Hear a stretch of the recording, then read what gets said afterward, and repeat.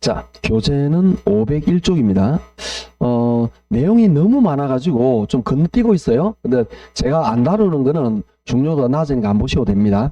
자, 지금 했던 게 원가법이다. 그죠? 원가법은 재조달 원가를 감가수정하여 대상 부동산의 가액을 산정한다. 그 중에서 재조달 원가가 뭐다까지 공부한 거예요. 자, 이제 501쪽에 보시면 감가수정이 뭐냐라는 거죠. 이제 요걸 배우면 끝납니다. 그래서 감가수정 볼게요. 동그라미 1번 위축 긋습니다. 감가수정이란 대상 물건에 대한 재조달 원가를 감액이란 말은 더할까요? 뺄까요? 뺀단 말이죠. 감액해야 되는 요인이 있는 경우에 물리적 감가, 기능적 감가, 경제적 감가 등을 고려하여 그에 해당하는 금액을 재조달 원가에서 공제 동그라미. 공제도 뺀단 말이죠. 이걸 시험에 가산이라고 나온 적이 있습니다. 다 한다. 공제하여 기준 시점에 대상 물건의 가액을 측정하는 작업을 말한다. 한마디로 뭐냐? 재조달에서 빼는 거 이해하시겠죠? 재조달 빼는 건데 이게 세 가지가 있대요. 그죠? 자, 넘어갑니다.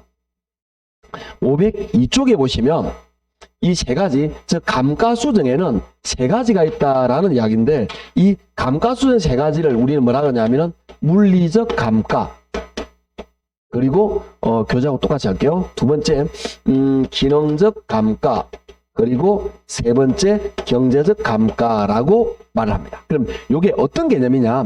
시험에 좀 섞어서 잘 나옵니다. 다음 중 물리적 감가가 뭐 이렇게 섞어서 잘 나오기 때문에 암기해 놓으셔야 되는데, 그러면 이 물리적 감가가 뭐냐라는 건데요. 물리적 감가라는 거는 어떤 정리하면은 말 그대로 외부 손상이에요.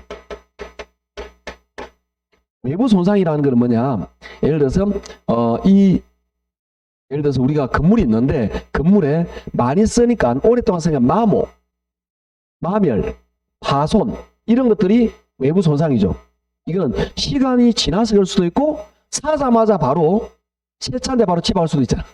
그래서 새 건물에 바로 온 놈이 돌 던져서 깰 수도 있잖아. 이런 것들. 그래서 이런 것들 외부 손상인데 시간 경과도 있고 아니도 있습니다. 두 번째, 시간 경과에 따른 노후화. 시간 경과에 따른 노후화는 어떤 거냐면은 눈에 보일 수도 있고 안 보일 수도 있습니다. 자, 예를 들어서 안 보이는 거는 건물 안에 철근이 들어있겠죠. 그죠? 건물이 지은 지 10년 지났어요. 그럼 철근이 어느 정도 부식 또는 노후화 또는 피로도가 적정하게 왔겠죠. 아니, 이 철근이나 콘크리트가 수천만 년 버티는 건 아니잖아요. 그죠? 어느 시점 되면 자기들이 버팀 연수가 있다고. 일반적으로. 그러니까 이것들, 즉 노후화가 피로도가 누적되는 그런 것들도 물리적 감가입니다. 눈에 안 보이는. 그 다음에 어떤 자연재해에 의한 파손. 예를 들어서 전두멍게 쳐가지고 우리 벽면 기둥이가 날아갔어. 이런 것들 우리는 물리적 감가라고 말하는데 외부적인 손상인데 시간 경과 또는 외부적인 손상 이런 것들로 생각하시면 됩니다. 자, 두 번째, 기능적 감가는 뭐냐라는 거죠. 이 기능적 감가는 설계라든지 구조 이런 것들하고 관계 있어요. 설계, 구조, 디자인 이런 것들입니다. 우리가 새 건물인데도 구조가 좀 안 좋은 게 있어요. 건물이 아까 말했잖아요. 제가 이렇게 그 주차장이 요렇게 온다고. 요렇게 뭐 잘못했잖아요. 이게 요렇게 가야 되는데 이런 거, 요런 설계 도면을 잘못 만들면서 이것 때문에 같이 가락해요. 또는 병원 건물을 지었는데 병원도 보면은 우리가 일단 일정하게 쭉 가는 동선이 있어요. 이 동선이 원활하게 가야 많은 인원들이 가도 부딪히지 않고 원활하게 돌아가지는데 그 동선을 잘못 만든 거예요. 예를 들어서 선생님 진료소는 2층인데 검사실은 9층이야. 갔다고 돼야 되잖아. 잘못된 거죠. 그거. 하고 나서 바로 옆반에 가서 검사받고 그 다음에 바로 갔다가 돌아오게 만들어야 되지 않을까요? 이런 식으로 동선을 잘못 짜는 거. 구조적인 잘못.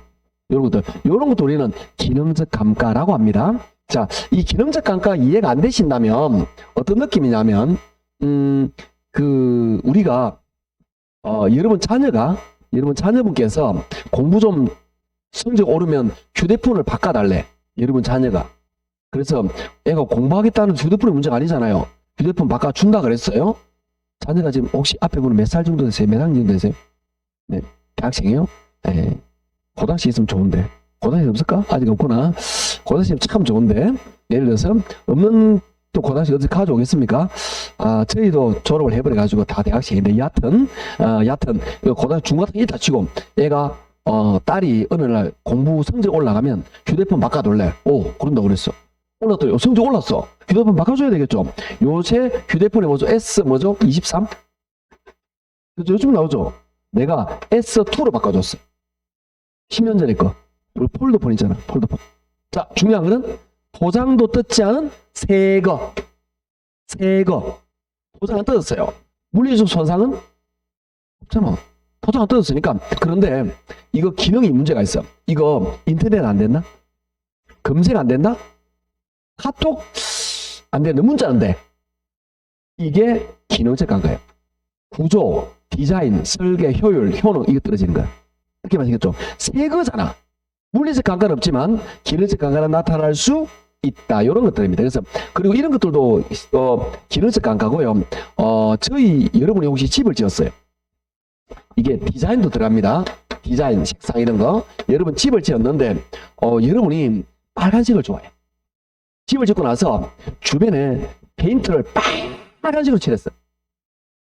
귀신 나올 만큼 무섭게. 그러면 사람들이 좋아할까요? 좋아할 수도 있긴 합니다. 그런데 이게 왠지 끄름직하잖아, 사람이. 그죠? 비 오는 날 어두컴 그만 초저녁에 보세요. 빨간 집에서 들어가고 싶겠냐고 그게. 그럼 왠지 이 페인트 디자인 때문에 꺼리낌, 이것 때문에 못해도 이 주택이나 이 건물은 100만 원 이상 가치는 떨어질 수 있어요. 100만 원. 그게 기능적 감가예요. 설계, 구조, 디자인, 형태 이런 것들입니다. 이런 것들에서 가치가 주는 걸 기능적 감가라고 말합니다. 자, 경제적 감가는 뭐냐? 이거는 우리 지역에 전체적으로 집값이 떨어졌어요. 그러면 우리 부동산도 용 빼는 재주 없잖아. 그죠? 여러분 부동산이 예를 들어서 이 동네에 있는데 이 동네 전체가 집값이 10% 떨어졌어요. 내 집값도 떨어질 수밖에 없는 거 아닌가? 부동산은 위치가 깡패라 그랬잖아요. 그죠? 그건 요런 것들 따라낼 수밖에. 이게 경제적 감가입니다. 이것도 경제적 감가고요. 이걸 우리 뭐라 하냐? 시장성 감태라고 말합니다. 이렇게 되고요. 이것도 가능해요. 우리 부동산과 주변이 이게 어울리지 못해요. 이게 워낙 어울려야 되는데 이거 우리 어울리지 못해. 적합하지 못한 거라. 그러면 주변이 아니고 우리 부동산 가치가 떨어져요. 예를 들어서 술집 많은데 주택이야. 안 어울린다, 그죠? 그러면 집값이 떨어지게 됩니다. 이런 것도 우리는 경제적 감가라고 합니다. 자, 그게 우리 500이 좀 밑에, 물론 위에도 읽어봐도 되지만 밑에 쪽에 표가 좀 좋으니까 이걸 봅니다. 자, 물리적 감가 밑줄. 동그라미 1번 노후화, 2번 마멸, 파손, 시간 경과, 3번 손상. 느낌 아시겠나요? 외부적인 손상, 시간 경과에 따른 노후화, 자연재해에 대한 파손, 이런 것들을 우리는 물리적 감가라고 한다. 이런 이야기입니다. 오른쪽에 기능적 감가 밑줄. 건물과 부재 부적합, 설계, 그다음 형식에 구축하는 디자인이 쿨이다 이런 뜻입니다. 설비, 능률, 설계, 설비, 능률, 구조, 디자인 이런 느낌. 얘는 시험이 이렇게 나옵니다. 자, 표를 쭉 묶어놓고 섞어놓고 다음 중 물리적 감가가 아닌 것을 이렇게 고르는 거. 곤란한 게 나온단 말이에요. 아셨죠? 이렇게 구분하시면 됩니다. 경제적 감가 밑줄, 인근 지역의 세태. 동그라미 3번 시장성 감태. 비슷한 개념이죠? 2번 인근항의 부적합. 우리가 이 주변에 어울리지 못해. 이런 것들이 경제적 감가 요인이다. 구분하시겠죠? 어려운 거 아니니까 이런 것들이 경제적 감가고요. 이 감가는 그러면 감정평가 할 때는 이 세 가지를 다 감가를 계산을 해야 됩니다. 그런데 사실은 요거는 하기가 좀 어렵죠. 그죠? 그러니까 일반적으로 시험 문제 할 때 요거만 줍니다. 몇 년 지났다 이렇게 아시겠죠? 그렇게 보면 되십니다. 자, 이제 우리 어디 보느냐? 넘어가 버렸나? 우리가 감가의 용을 볼 건데요. 504쪽으로 넘어갑니다. 504쪽에 보시면 가로 5번입니다. 가로 5번. 감가 수정의 추계 방법 보셨죠? 그죠? 기억이 직접법인데요. 기억 두 번째 주가 대밑줄입니다. 내용연수법, 관찰감가법, 분해법 밑줄. 이건 직접법이라는 것은 그 부동산 자체에서 구한다는 겁니다. 간접법은 다른 것과 비교하는 겁니다. 간접법 두 번째 끝에 시장 추출법, 임대료 손실 환원법 밑줄. 자, 이거는 왜 밑줄 거라 그러냐면은 이렇게 시험에 나오는 사례가 있습니다. 다음 중 감가수정 방법이 아닌 것은 5개 하고 다른 걸 넣는다 이 말이에요. 이해하시겠죠? 자, 그러면 감가수정 방법에서 가장 시험에 많이 나온 건 뭐냐? 동그라미면 내용연수법입니다. 이 내용연수법은 이게 주로 시험에 주로 나온다라고 보시면 되는데요. 이 내용연수법은 세 가지로 나누어서 봅니다. 그래서 교재 보시면 동그라미 기억에 보시면 정액법 보이나요? 정액법. 그 다음에 오른쪽에 니은 보면은 정률법이 있습니다. 그리고 뒤에 바로 보시면 상환기금법이 있어요. 정액법은 일정한 금액으로 감가가 되어 나갑니다. 일정 금액으로. 그래서 정액법 밑줄 것이고 A. 정액법은 감가액이 매년 일정하다 밑줄. 일정한 금액이 매년 감가되는 것들입니다. 밑에 공식이 있습니다. 계산 방법에. 매년 감가액은 분모에 뭐라 되어 있죠? 경제적 내용연수. 분자에는 재조달 마이너스 차조가치. 요 동그라미 해놓고 이 공식은 외워야 되는데 뭐 억지로 안 외워도 됩니다. 왜? 계산 문제 중에서 정액법 계산 문제가 제일 많이 나와요. 저랑 같이 이번은 안 하지만 다음부터 해서 계산 문제를 풀겠죠? 굉장히 많이 풀기 때문에 요 계산 문제를 못한다는 게 말이 안 돼. 여러분 무조건 잘하게 되어 있어요. 그래서 공식만 표시하고 넘어갑니다. 됐죠? 언젠가 해드리도록 할게요. 자, 이건 정액법이었습니다. 정액법 금액 일정하다라고 보시면 됩니다. 오른쪽 봅니다. 니은 정률법 밑줄. A입니다. 정률법은 대상 물건의 전년도 말 미상가액 차액을 일정한 상위를 곱하여 상가액을 구하는 방법이다. 정률법은 금액이 매년 감소합니다. 자, 왜 그런지 보도록 할게요. 예를 들어 봅시다. 예를 들어서 이 부동산이 10억짜리야. 그런데 감가율이 정률이 10%야. 그러면 첫 해는 10억에 10% 하면 얼마 감가하죠? 1억이죠. 첫 해 1억 감가합니다. 두 번째 1억이 아닙니다. 10억에서 1억 빼요. 그럼 미상가액이 얼마죠? 9억에 10% 합니다. 그럼 그 다음에 얼마 나오죠? 9천만 원. 세 번째가 됩니다. 10억에서 요 두 개 빼. 얼마죠? 8억 천이죠. 거기다가 10%. 비율은 똑같은데 금액은 점점 어떻게 될까요? 적어지겠죠? 정률법은 점점 작아지는 그런 되고요. 정액법은 동일합니다. 그래서 예를 들면 이런 느낌이에요. 요것만 좀 이해하시면 좀 쉬운데요. 어떤 개념이냐면 얘가 정률법이잖아요. 정률법은 요렇게 줄어들어요. 1억, 9천, 8천 감가액이 점점 줄어들어요. 감가액이. 그런데 정액법은 매년 감가액이 동일합니다. 예를 들어서 이게 첫 해가 6천이면 6천, 6천, 6천 계속 동일합니다. 그래서 어떻게 줄이하냐면 정액법은 건물 같은 거 감가하는데 유리해요. 건물은 매년 감가가 동일하게 일정하죠. 대부분. 그렇잖아요. 내용연수 50년이면 50년 동안 꾸준하게 감가를 하면 돼요. 그러니까 처음에 막 그런 게 없어요. 그런데 이 기계 같은 경우는 처음에 감가 많고 점점 우리가 기계나 자동차는 첫 해 감가가 제일 크잖아요. 이게 5천만 원짜리인데 보상 뜯으면 바로 몇백만 원 날아가잖아. 그렇잖아요. 그러니까 처음 감가하고 뒤로 갈수록 감가가 점점 작아집니다. 이해하셨죠? 이런 개념입니다. 정액법, 정률법이. 자, 넘어가 볼게요. 그 다음에 506조에 봅니다. 상환기금법이라는 게 있습니다. 상환기금법 밑줄 A. 상환기금법은 대상 물건의 내용연수가 만료되는 때의 감가누객 상대액과 그에 대한 복리이자 계산 상대액을 포함하여 내용연수 상환하는 방법이다. 자, 상환기금법은 그러면 이렇게 돼요. 동일합니다. 상환기금법도. 그런데 정액법보다 작아요. 왜 작느냐? 이자만큼 작아요. 우리가 감가는 부동산 가치가 하락했지만 실제 돈이 나간 게 아니거든? 근데 이걸 돈 나갔다 생각했단 말이지. 근데 그게 가만 생각하니까 돈 나간 개념, 은행에 맡겨놓은 개념이라는 거죠. 그러니까 요 차이가 뭐냐면은 이자예요. 상환기금법은 이자를 빼고 감가한다 이런 뜻이에요. 느낌 가시죠? 그러면 이게 초기 상환액이 요로 순서다. 그래서 여백에다가 오른쪽에 있죠? 507쪽 볼게요. 507쪽 오른쪽에 보시면 표가 있는데 처음 표 보이죠? 오른쪽 표 말고 요 처음 표 요것만 잘 봐놓도록 합니다. 요걸만 하죠? 요 표만 잘 봐놓습니다. 그 오른쪽 표는 몰라도 됩니다. 자, 이렇게 해서 된다. 나머지는 언젠가는 하도록 하죠. 그래서 요런 게 있다. 그 다음에 넘어갑니다. 우리 어디 보느냐 하면은 우리 그 적산법은 안 한다 그랬죠? 넘어갑니다. 어디? 511쪽으로 넘어갑니다. 이제 나머지는 지우고 있어요. 핵심적인 내용 놔두고. 했으니까. 자, 이제 우리 뭘 볼 거냐? 원가법 했고요. 이제 두 번째 뭘 보느냐 하면은 거래, 사례, 비교법이라는 걸 볼 거예요. 그게 요겁니다, 이제. 요거 거래, 사례, 비교법을 볼 거예요. 자, 거래, 사례, 비교법 어떤 구조로 이루어지는지 보도록 할 건데요. 자, 똑같습니다. 요 부동산이 얼마인지 평가할 겁니다. 이름이 뭐라 그랬죠? 대상 부동산이라 그랬죠? 감정평가의 대상이 되는 부동산입니다. 요걸 평가할 때 원가법은 요거하고 똑같은 걸 새로 만든다 그랬죠? 제조달 그네는 우리 동네 예를 들어서 겸용주택이 많이 있어요. 이렇게 이게 우리 거라. 근데 요거 중에서 1년 전에 이게 8억에 매매가 됐어요.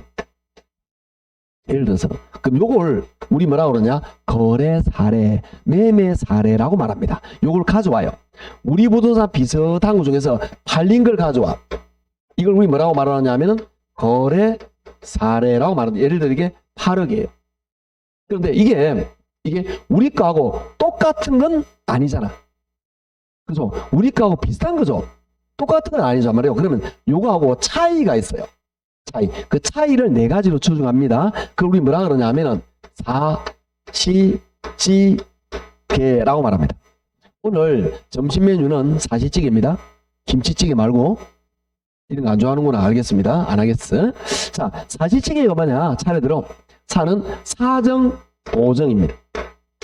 자, 이거 8억에 팔렸다 그랬죠? 8억에 팔렸는데 이게 이 집에 신랑이 연한데 너무 잘생겼다. 근데 이 안동에 지금 있다가 신랑이 갑자기 직장에 서울로 옮겨졌어요.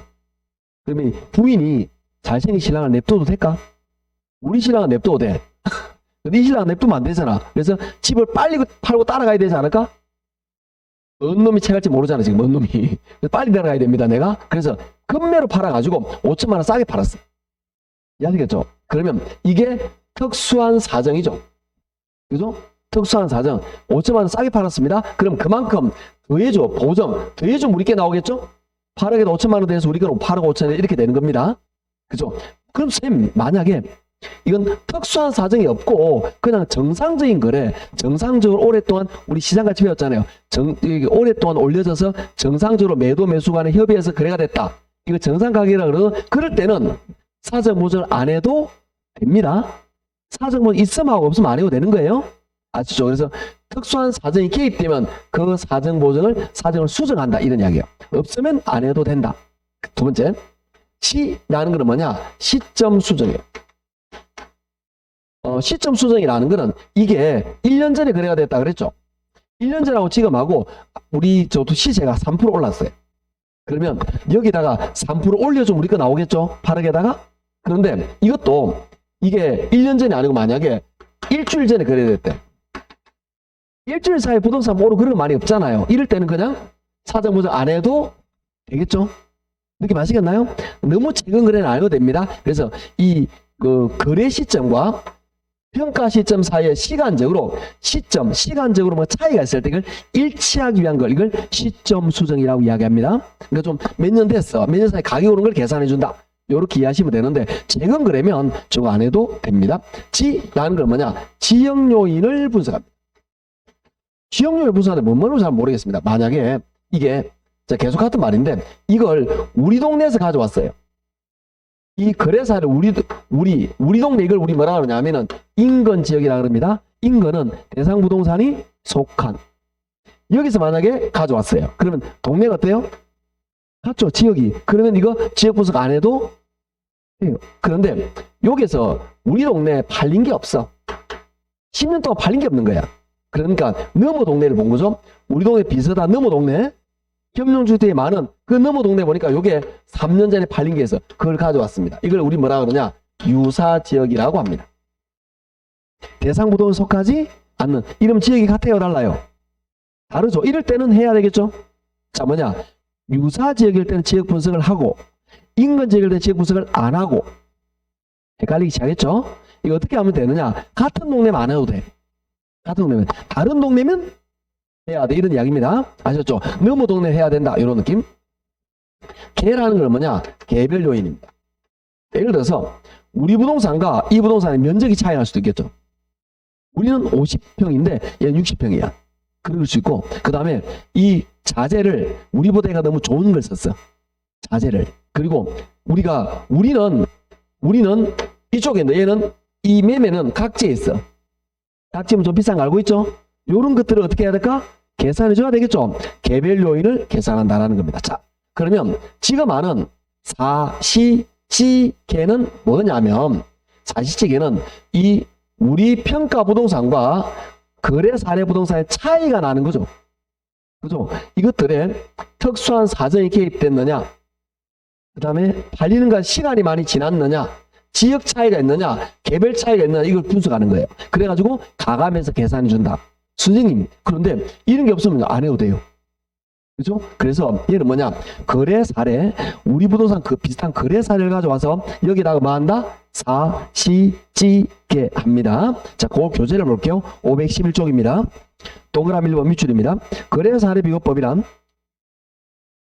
대상 물건과 가치 형성이 같거나 비슷한 물건의 거래 사례 동그라미. 요거죠. 와 비교하여 대상 물건 현황에 맞게 사정 보정 사, 시점 수정 시, 그 다음에 사시찌개 나와야 되죠. 뭐라 하죠? 가치 형성료이 나와버렸네. 형 이름은 뭐죠? 형 이름은 일지계. 일반 요인은 이미 특화되어 버렸고요. 일반 요인 빼고 남은 게 뭐죠? 지역 요인, 개별 요인. 그러면 형성 요인은 지역 요인, 개별 요인 되니까, 자, 잘 들어볼게요. 사정 보정 사, 시점 수정 시, 형성 요인은 지역 요인, 개별 요인을 말한다. 이런 이야기입니다. 아셨죠? 그래서 가치 형성을 비율을 거쳐 대상물의 가액을 산정하는 평가 방법을 말한다. 여기까지 밑줄. 글자 길지만 요거 설명을 하고 있는 거죠. 거래 사례 비교법이란 대상 물건과 유사한 거래 사례를 가져와서 여기다가 사시지계를 비교해서 계산한다. 이 뜻이에요. 그걸 쭉 말로 적어 놓은 겁니다. 됐죠? 자, 우리 이 거래 사례 비교법 비교 방식인데요. 이 거래 사례 비교법은 사시지계 끝나요. 왜 사시지계로 끝나느냐? 더 넘겨볼게요. 512쪽에 봅니다. 512쪽에 여기서 보시면 가로 4번에 가로 1번 사례 선택의 기준 밑줄. 자, 이건 뭐냐? 우리가 자 정리하시면 우리가 평가할 때 사례를 잘 가져와야 우리의 평가가 정확해져요. 사례를 잘 가져와야 돼. 우리가 어떤 느낌이냐면 여러분이 그 음식을 조리를 해요.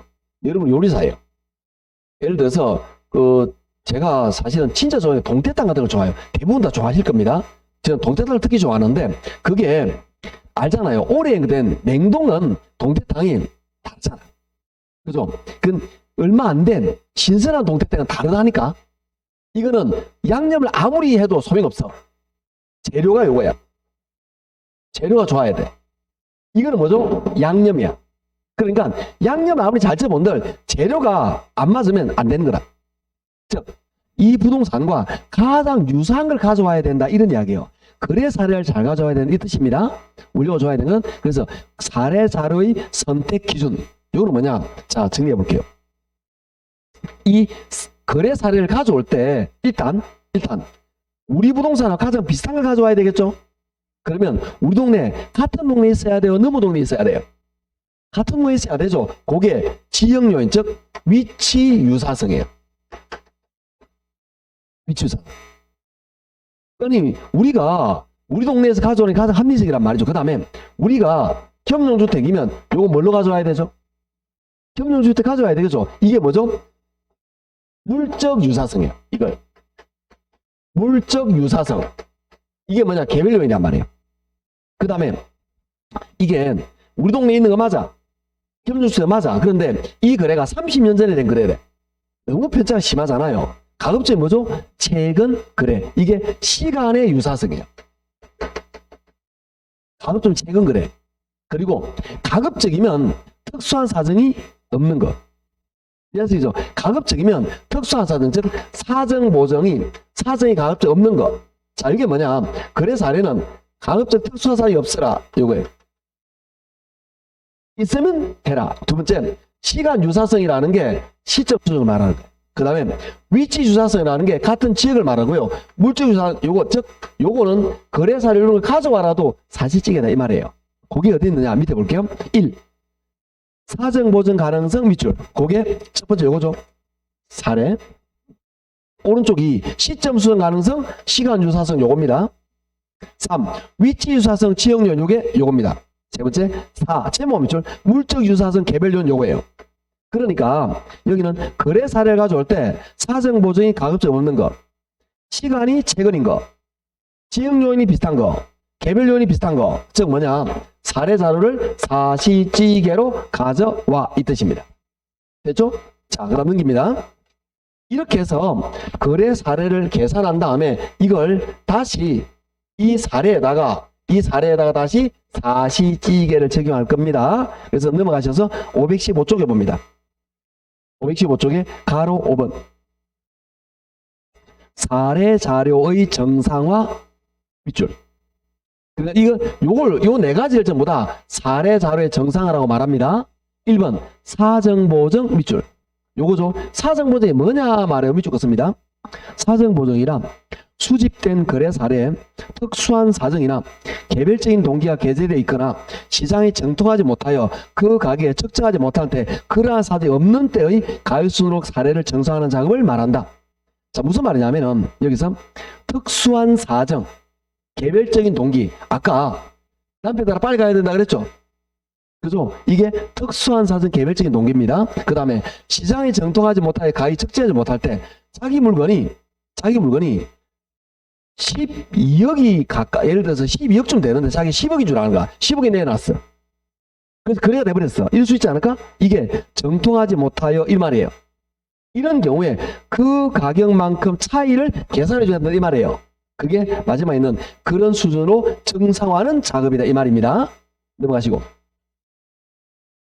516쪽입니다. 2번 시점 수정 밑줄. 자, 두 번째죠. 요겁니다. 두 번째 시점 수정 요걸 말하는 거예요. 밑줄 긋습니다. 시점 수정이란 거래 사례 시점과 기준 시점 사이에 시간적으로 불일치하여 가격 수준의 차이가 있을 때 사례 가격을 기준 시점으로 정상화하는 작업이다. 예를 들어서 2년 전 거래예요. 그럼 2년 동안 같이 올라가면 계산해 줘야 되겠죠. 그걸 측정하는 작업, 정상화하는 작업을 시점 수정이라고 합니다. 3번 지역 요인, 개별 요인 밑줄. 요거죠.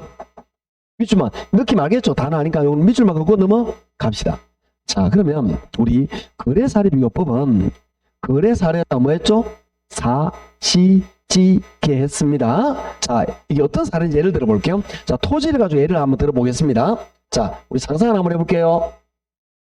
우리 여러분의 부모님이 운영하는 과수원 토지가 있습니다. 과수원 토지가 있어요? 과수원이 큰 게 있습니다.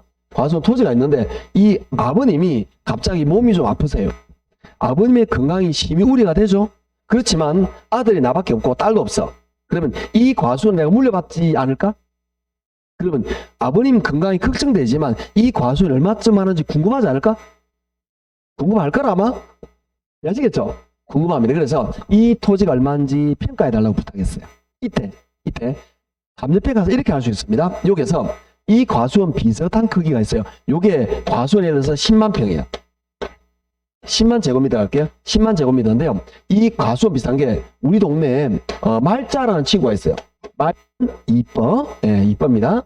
말자 집이 뭐냐면 과수원인데 이 과수원이 예를 들어서 6만 평이에요. 6만 제곱미터예요. 이게 옛날에 얼마에 팔냐면 15억에 매매가 됐어요. 아시겠죠? 그러면 이걸 가지고 요걸 가지고 우리 걸로 계산해요. 우리께 얼마냐 계산할 때 거래 사례 15억을 가져와서 요거하고 뭘 비교하죠? 사시지게 비교해서 가져와요. 그래서 요거하고 사정 있는 거, 시간 차이, 지역 개별해서 요게 우리 거는 한 20억쯤 이렇게 평가합니다. 그럼 20억 나온 거예요. 예를 들어서. 이해하시겠죠? 이렇게 평가하는 걸 우리 뭐라 그러죠? 거래 사례 비교법이라고 말합니다. 그런데 토지인 경우에는 우리나라 어떻게 하느냐면은 우리나라 전국에는 굉장히 많은 토지가 있는데 우리나라 정부는 토지가 100개가 있으면 그중에 100개 중에 1개를 따라합니다. 표준지 공시지가. 한마디 표준지 공시지가. 우리나라에는 4천만 개의 토지가 있습니다. 그중에 50만 개를 표준지로 지정해요. 1.2%좀 되는 1%로 잡시다. 아셨죠? 100개 중에 하나를 표준지로 지정을 해요. 그러면 여기에도 표준지로 지정된 게 있다는 거지. 하필 이게 과수원이었던 거지. 이게 이 표준지는 제곱미터당 나옵니다. 제곱미터당 예를 들어 5만 원 나왔어요. 그러면 우리는 이 5만 원 가지고 우리가 계산할 수 있겠죠? 비교해 가지고 그렇게 계산한 다음에 여기다가 면적을 곱하면 우리께 나오겠죠? 이건 제곱미터로 나오니까 이렇게 하는 방법. 매매 사례를 가지고 계산하는 걸 거래 사례 비교법이라 그러고요. 정부에서 공시한 공시지가를 기준으로 우리가 계산할 수도 있어요. 요걸 우리 뭐라고 말하느냐 하면은 공시지가 기준법이라고 말합니다.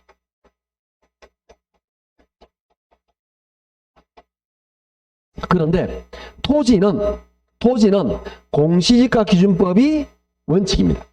그래서 이 공시지가 기준법 어디 있는지 말씀을 드리죠. 한 장, 두 장 넘기면 공시지가 기준법이라는 게 나온다. 그죠? 그래서 요거 말하는 거예요. 자, 그럼 어떤 개념인지 좀 감을 잡고 보도록 할게요. 공시지가 기준법은 자, 이 토지가 얼마인지 감정평가하고 싶어요. 이때 거래 사례를 가져오는 게 아니고 뭘 가져오느냐? 공시지가를 가져옵니다. 정부에 공시한. 그런데 자, 따라합니다. 표준지 공시지가, 개별 공시지가. 정부가 공시한 공시가 두 가지가 있습니다. 그 중에 뭘 말하냐? 아무거나 되는 게 아니고요. 이게는 반드시 표준지 공시지가를 가지고 갑니다. 표준지 공시지가에다가 똑같이 사, 시, 지, 개 합니다. 사가 뭐죠? 사정, 보정, 시는 시점 수정, 지는 지역 요인, 개는 개별로 합니다. 그런데 이 위에와 거래 사례표가 차이점이 두 개 있어요. 그 두 가지 차이점을 이야기할 겁니다. 첫째, 여기는 거래 사례를 가져왔죠? 거래 사례를 비교했어요. 여기는 뭐죠? 공시지가를 기준으로 했죠? 그런데 중요한 거는 이게 무슨 공시지가라 그랬죠? 따라합니다. 표준지 공시지가 기준법. 다시 표준지 공시지가 기준법. 반드시 이기는 표준지만 들어와야 됩니다. 다른 거 안 됩니다. 됐죠? 첫 번째 차이점. 거래 사례냐 표준지 공시지가냐. 됐죠? 두 번째 차이점. 여기는 사정 보정이 없습니다. 왜? 자, 사정 보정이라는 거는 특수한 사정이 개입되는 거죠.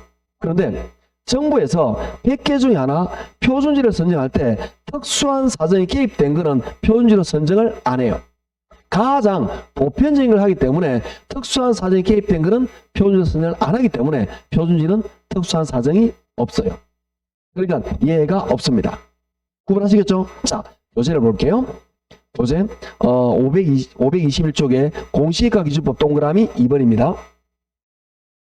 공시지가 기준법이란 감정평가의 대상이 된 토지와 가치형성 요인이 같거나 비슷하여 유사한 이용가치를 인다고 인정되는 표준지의 공시지가 동그라미. 아까 거래사례 동그라미 했죠? 제가 치밀한 사람이라 이렇게 말했죠? 여기 동그라미 이유도 요걸 보셔야 된다는 겁니다. 표준지의 공시지가, 그냥 공시지가 아닙니다. 표준지의 공시지가입니다. 를 기준으로 대상 토지 현황에 맞게 시점 수점, 지역 요인, 개별 요인 뭐 없죠? 사정 보정이 없죠?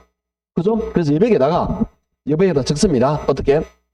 사정 보정 적고 꼽혀. 없다고 이거. 적고 꼽혀. 그래야 없는 게 확실하게 알아. 아시겠죠?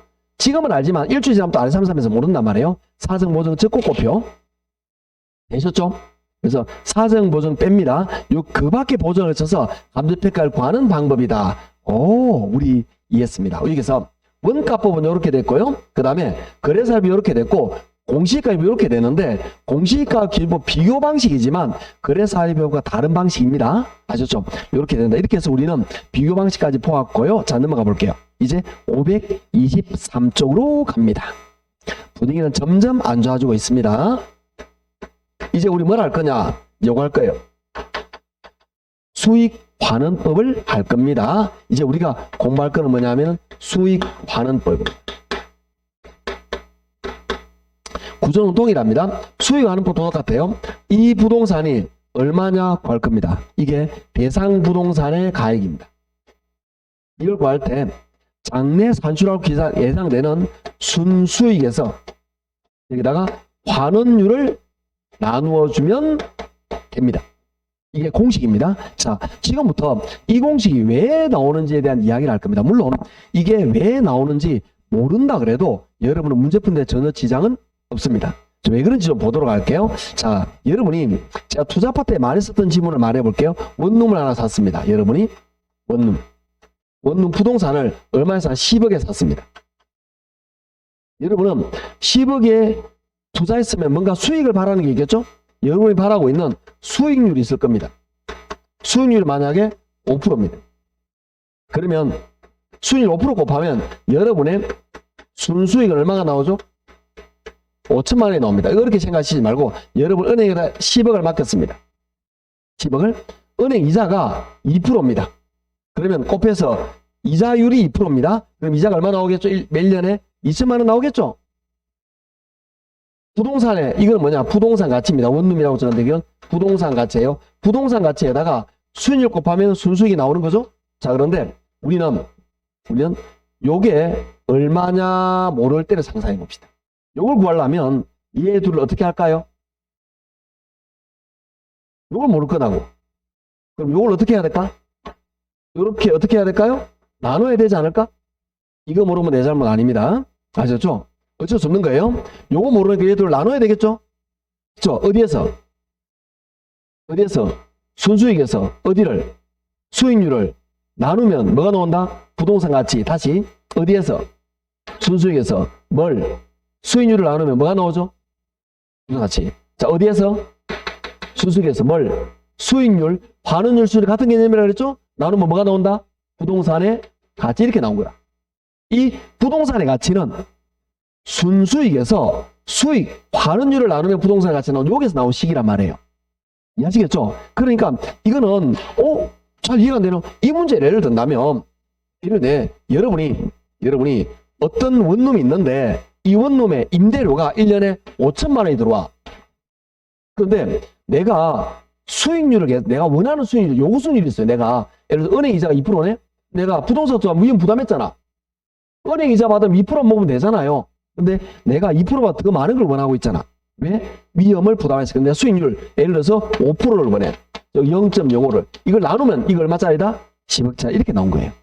그래서 이건 어찌 보면 지극히 당연한 공식이다 라고 보시면 됩니다. 그리고 선생님, 저는요 수익환원법과 수익분석법이 헷갈려요. 그리 말하는 사람을 나 이해를 못합니다. 왜?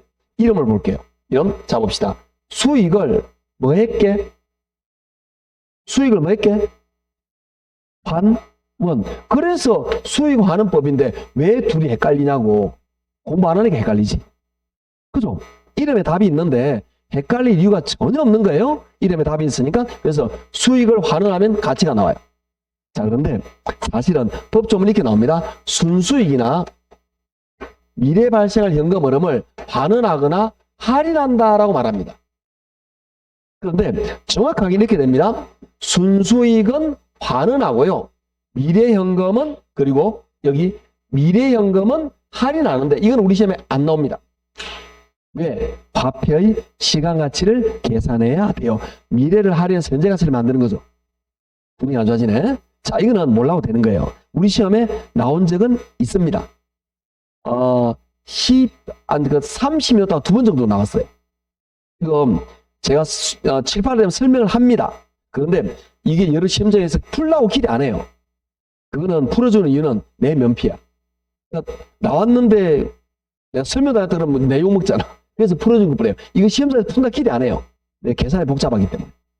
그래서 지금은 아니고 언젠가는 다뤄드리겠습니다. 아시겠죠? 시험 잘 안 나와요? 그래서 이거는 무시합니다. 자, 그러면 교재를 볼까요? 523쪽에 수익환원법 미죽었습니다. 수익환원법이란 대상 물건이 장래 산출을 기대되는 순수익이나 미래연금을 환원하거나 할인하여, 이해하시겠죠? 순수익이나 미래연금을 환원하거나 할인하여 대상 물건의 가액을 산정하는 평가 방법을 말한다. 여기까지 밑줄. 여기서 이제 미래연금 할인은 잊어버리세요. 이건 안 할 겁니다. 우리 뭐라 하죠? 순수익을 만다, 환원한다 이겁니다. 그러면 우리에게 관건이 되는 건 뭐냐? 안 넘어갈게요. 이제 우리 배울 내용은 아주 간단합니다. 우리 배울 내용은 뭐냐? 순수익을 구하고 환원율을 구하고 나누면 답이야. 교재 보시면 524쪽에 이게 나옵니다. 524쪽에 네모 하나의 공식 같은 게 하나 있습니다. 수익 가액은 순수익 나누기 환원율 보셨나요? 이 평가액이 수익 가액이죠. 그거는 요식을 말하는 겁니다. 그죠? 그 동그라미 이렇게 놓도록 하고 이제 여러분은 별 거 없습니다. 뭐냐? 순수익은 뭐고 환원율은 뭐다. 이거 말하면 끝나는 거예요. 순수익은 뭐고 환원율은 뭐냐라는 건데 순수익은 뭐냐라는 거죠. 쉽게 말하면 순수익은 순영업소득을 말합니다. 선생님 순영업소득이 뭔데요? 이렇게 말하면 곤란합니다. 우리 가유, 순전 후, 공영, 부소는 중요하다고 그렇게 외우라 그랬거든. 그렇잖아요. 얼마나 중요하다 그랬어요? 가, 유, 순, 전, 후, 순. 응? 아셨죠? 그거 말하는 거예요. 그런데 이게 이론적으로는 이 부동산이 장래에 들어올 순수익이에요. 그런데 그게 어려우니까 순영업 소득에서 나오는 영업현금에 나오는 순영업 소득을 집어넣어서 계산하시면 됩니다. 거기다가 환원율을 나눌 건데요. 오른쪽에 볼게요. 525쪽 밑에 갑니다. 동그라미로 환원율 미죽었습니다. 환원율이란 대상 부동산이 장래 산출로 기대되는 표준적인 순수익과 그 가액을 비율로서 부동산의 수익성을 나타내며 순수익을 잔원 하분하고 수익가액을 구하는 데 적용되는 밑줄. 뭐 말인지 모르겠죠? 올라가 됩니다. 정의니까 밑줄 그었는데 너무 깊이 생각하지 말고 환원율은 순수익에서 환원해서 계산할 때 나오는 그 비율 그거 넘어갑니다. 이까지만 생각하시면 돼. 수익이다 이라고 생각하시면 됩니다. 그러면 이 환원율이 문제가 돼요. 왜 문제가 되느냐 하면 우리 지금 원가법, 거래사례 비교법, 비교방식 이런 것들이 있어요. 그 중에 가장 이론적으로 정확한 방법은 요겁니다. 우리가 어떤 부동산의 가치를 산정할 때는 이게 과거에 어떻게 됐다 이게 중요한 게 아니고 현재 어떻게 된다가 아니고 앞으로 얼마니까 지금이다 이렇게 되는 거예요. 즉 감정평가라는 거는 이 토지가 앞으로 어떻게 될 거니까 앞으로 이렇게 될 때 지금 얼마로 평가다 이렇게 돼야 된단 말이야. 그러니까 앞으로 이용인 이걸 평가하는 게 가장 이론적으로 합당해요. 그런데 문제는 뭐냐? 이론적으로 합당한데 이게 얘들은 명확하게 나오는데 얘는 요걸 구하기가 애매하단 말이에요. 그래서 요거 구하는 방법이 너무너무 많아요.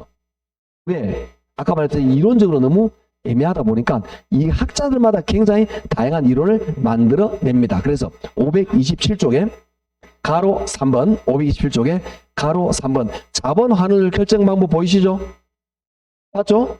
자 밑에 동그라미 1번에 미죽었습니다. 시장 추출법. 이거는 뭐냐? 환원율을 시장에서 뽑아온다 이 뜻입니다. 2번 조성법.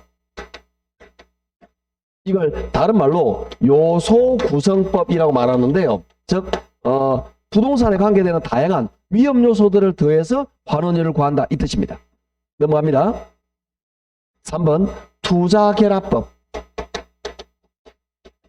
부동산은 건물과 토지 또는 자본의 관점에서 내 자본과 나머지 이런 어떤 투자 결합으로 이루어졌다. 그 투자 결합의 비율에 따라서 산정한다. 그게 투자 결합법입니다. 오른쪽에 갑니다. 네 번째 에루드법 밑줄.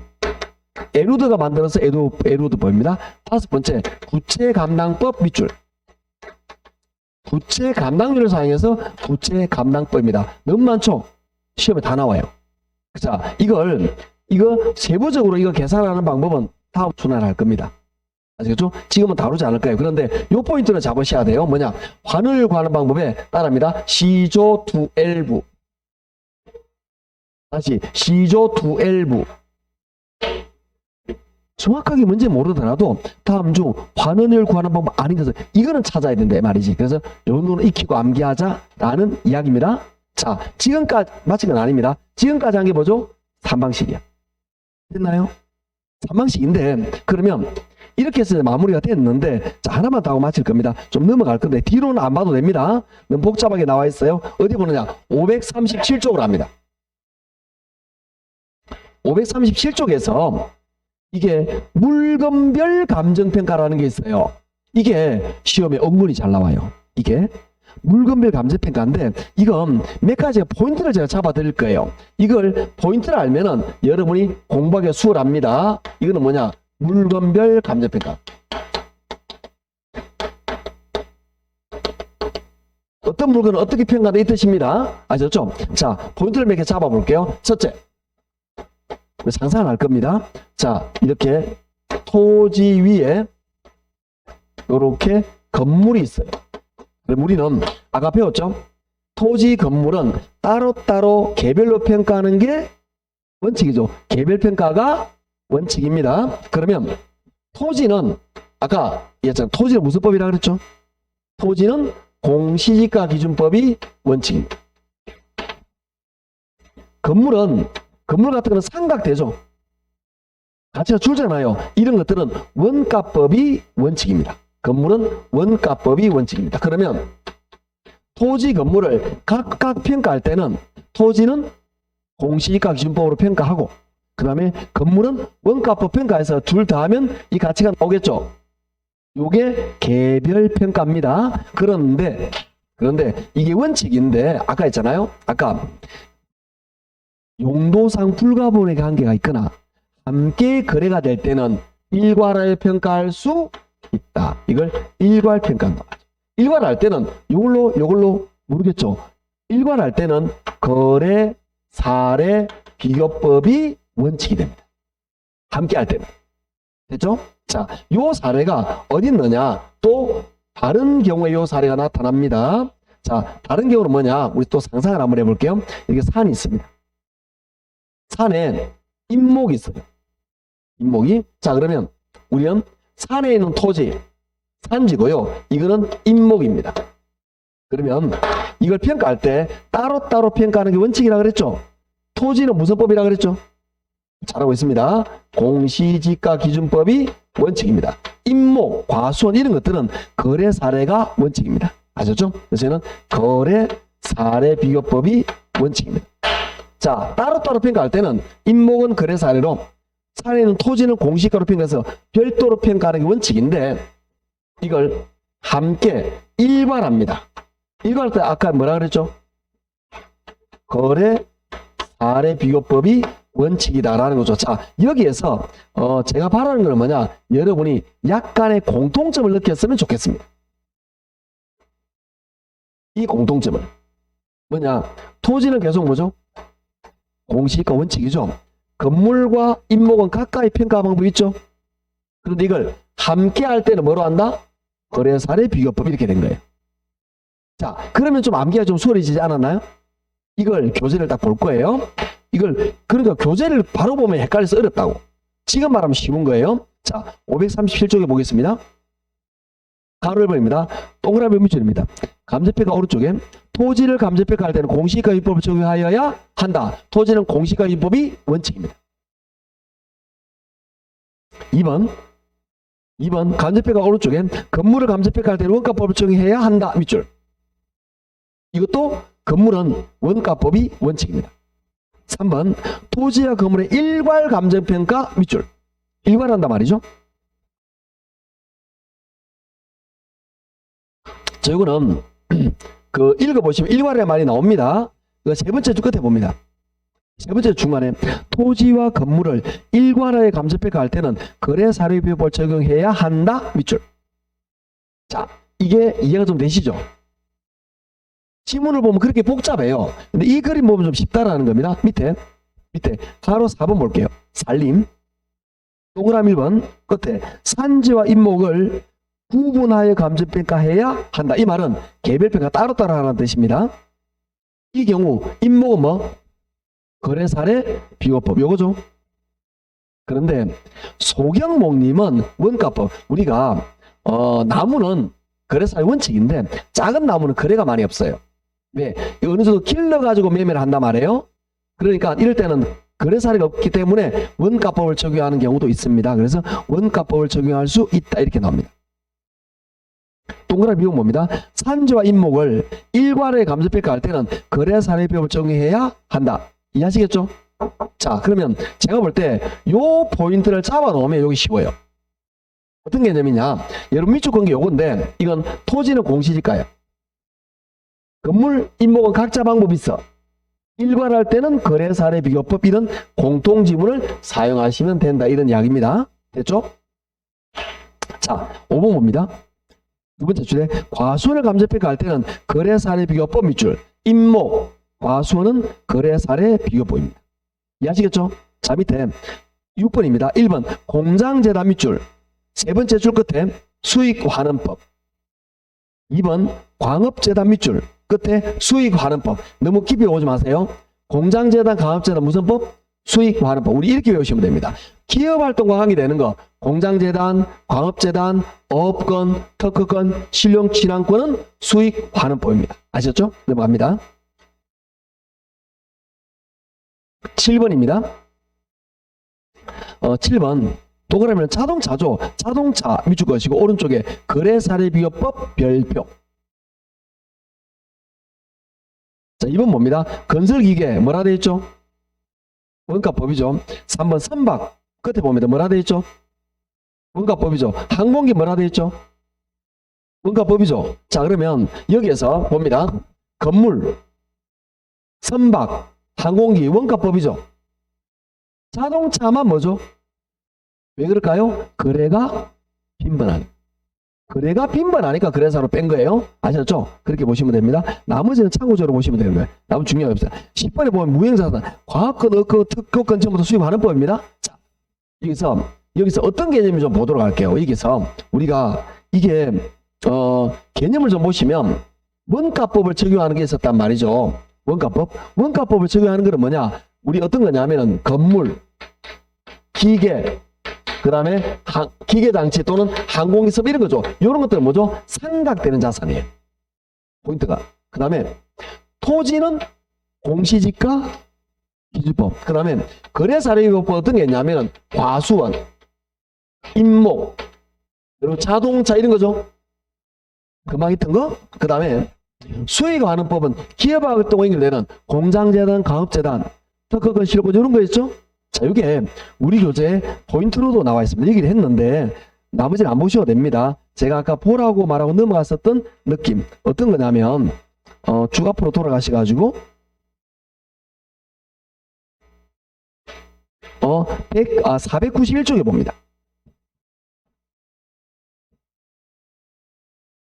491쪽에 원가 비교 수익 방식 쭉 정리해 놓은 거 있죠. 이제 요 491쪽 눈에 들어와야 돼요. 원가 방식 보면은 제조단의 감가수정을 뺀다. 느낌? 비교 방식은 거래 사례나 사실적이 한다. 수익 방식은 순수익에서 환원율을 나눈다. 요거 말하죠. 그 다음 밑에 장점, 단점을 읽어보시면 되는 거고 밑에 적용 범위를 봅니다. 적용 범위 금방 그거예요. 보시면 원가 방식은 건물, 건설기계, 선박, 항공기. 그 다음에 비교 방식은 토지 공시가 기준법이죠. 그 다음에 과수원, 아파트, 자동차 이런 것들. 자, 그만인 거잖아요, 전부. 그죠? 이제 수익 방식 봅니다. 이거는 어업권, 광업권, 무형재산 이런 것들. 느낌 이해가 오십니까? 느낌 오시죠? 요렇게 되었다라는 이야기예요. 자, 여기까지가 우리가 오늘 할 내용이고요. 우리 하나를 보냈어요.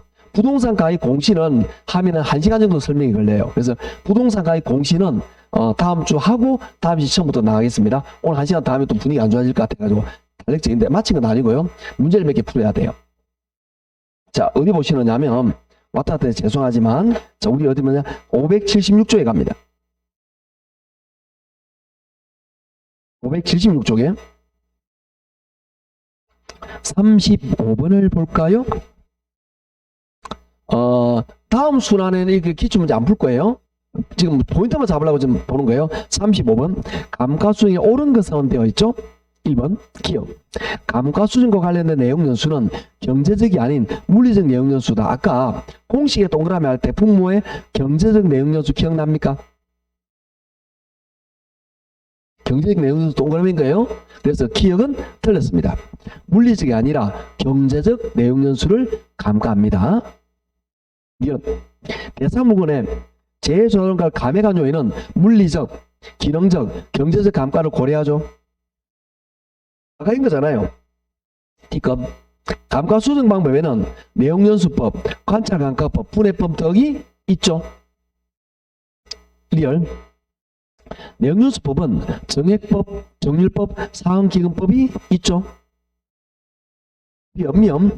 정률법은 매년 일정한 감가율을 곱하여 감가율 구하는 방법. 여기까지는 맞아요. 마지막에 매년 감가 일정한 게 아니죠. 매년 감가율이 어떻게 한다? 감소합니다. 그래서 정답은 4번입니다. 오늘 배운 거죠?